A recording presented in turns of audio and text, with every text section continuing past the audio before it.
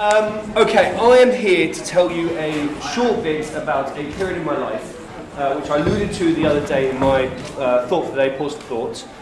It isn't perhaps a panacea, it isn't a universally applicable solution for the pursuit of happiness, but it's certainly like an insight into a period of my life that wasn't the best in how I came out of it. So, I left university.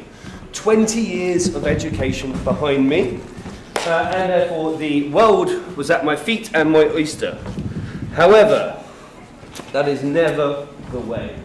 You leave, you have these blue sky dreams of where you're going to be in 5 years, your house and your family and your kids, but actually it never really works out like this. So I sort of left university, walked into my jobs, had no idea what I wanted to do with my life. Ultimately, I just did school and university because everyone else was doing it. And I wasn't that happy. And there was, as always the way, a relationship. A girl broke my heart. But ultimately, I found myself at the age of 24, 25, at the bottom. The complete bottom. And the problem I had with the VX is that since I was 15, I had no other support structure in place.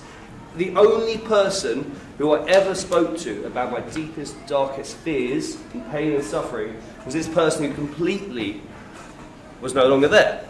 And I was at the bottom.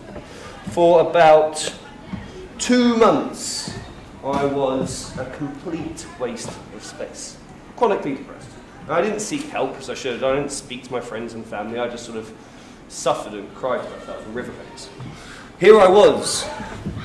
What would this be? This would be the spring of 2013. So the right old age of 24. Still ugly. But me trying to put on a brave face. And it was a brave face because I was emotionally crippled. I really was. And I came to realise that actually it wasn't time passing. If you have a great tragedy in your life, you lose someone who's close to you, you're just not happy, it's not time passing that makes it better. You have to persevere and have the resilience to go through time, but actually you need to probably address some of the problems that you're facing and the root of your unhappiness. And luckily, I had a lot of time on my hands. You can start to see behind me the solution I took. The underlying principle of my how to be well was to keep busy, because I couldn't stay still. I remember my mum took me to the cinema to try and distract me. It was a 3-hour film, Wolf of Wall Street, I seem to remember. 3-hour film. I think I managed about 10 minutes of it until I was so uncomfortable in my own skin I had to walk around the block for 2.5 hours until my mum finished the film. I just couldn't bear being still. And I came up with this saying. It's still on my bedroom wall. Keep busy until sleep takes you, don't stop in case you fall. And what I started to do is I had a lot of time to reflect on why I was unhappy, and more importantly, what was missing in my life to make me happy. And that was where I was, and that's where I wanted to be. And I broke it down into lists and bite-sized chunks. And this is a massive mirror in my bedroom back then, but I think it's still there. And my list grew, and they grew. Start to see my recovery, and got some happy things in there. Obviously lots of naff quotes, always keep going. Until it morphed into Operation SBS. I had an iPod with this engraved on the back.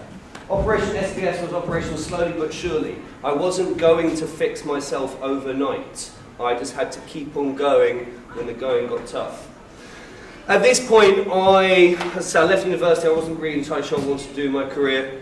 I had time to reflect, so I came up with two careers.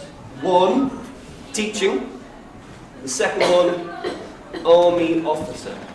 Both of them involved controlling teenagers with projectiles, so there was quite a lot of crossover. But I had work stuff, the NATO alphabet, obviously, fitness. I did go from corpulent university wastrel to parafit in about a month. It's always good when you've got problems to run away from. And as I kept on going and kept on, this went on for months and months and months. I was earning money, I was applying things, I was getting fit. Eventually I started to get places. I got an offer on the Army Officer Selection Board. I got There's my address, probably should put that down. I got a letter from King's, the best education university for all those IOE people out there, offering me to interview, to do my teacher training. Suddenly I was starting to get opportunities. The work I was putting in for myself, but also to distract myself from the source of my unhappiness, was starting to reap rewards. And I went off to my interview, all keen. This is my presentation.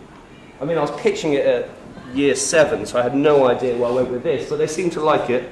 And before I knew it, I got an email saying, congratulations on receiving an offer at King's. And suddenly there was a light at the end of the tunnel. There's a way out of my sort of existential malaise. So I had to get from where I was to London, and in case you're wondering, it's really expensive. So I got 3 jobs, and I worked 19 hours a day. And suddenly, time started to pass. My to-do list really started to narrow. And narrow. Before I knew it, I was working all day, every day, but suddenly I was going back to university and a new chapter in my life. Sadly, I'm a night owl and I loathe the mornings when I pick the one profession where you have to get up early. So it came as a bit of a shock, but I made the move. I moved to London, did my teacher training at the worst school in South Croydon. That was eye-opening. The most important thing is, I didn't stop. This is my wall when I moved to London. Just because I made the next step doesn't mean I should stop focusing on the things which make me happy, or more importantly, trying to remedy the things that made me unhappy. So this is in fact my wall in my room in South London when I first moved. And I've now thrown myself in, and I'm happy to say I'm stood here 3-4 years later, and a lot of the problems with myself, which were affecting my friendships, my relationships, I'm allowed to say, have been addressed. However, this is an ongoing battle. Don't rest on your laurels. Just because you've had a small win, you've turned it around, never stop. This is a picture of a, seam work, I suppose, above my bed this morning.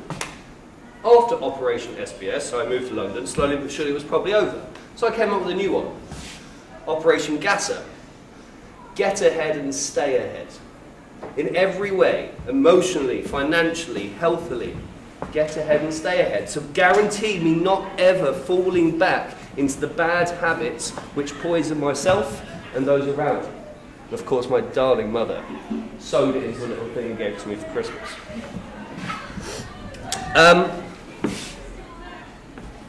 I wouldn't say I'm there. Everyone still has their own personal demons and fights they need to take on. I would only advise you do so with a smile on your face and your chin up. If we're not going to laugh about things, we may as well cry. But take some time to reflect on what matters to you. And if you are unhappy, don't be a victim to unhappiness. Ask yourself, honestly, brutally and frankly, why am I unhappy? Or the other side, what makes me happy? And then organise yourself and work your ass off to achieve it. Now, I'm not saying this is universally applicable. There's lots of things we can't control in life. I say this to my students all the time. There's going to be things that come your way which you have no control over. But you get judged by how you respond to those things. And you also can judge yourself by the control you use over the things you can control. What do you do to take control of your life and your happiness? So I would advise thinking about it and then doing something about it. That was my very brief how to be well. Thank you very much.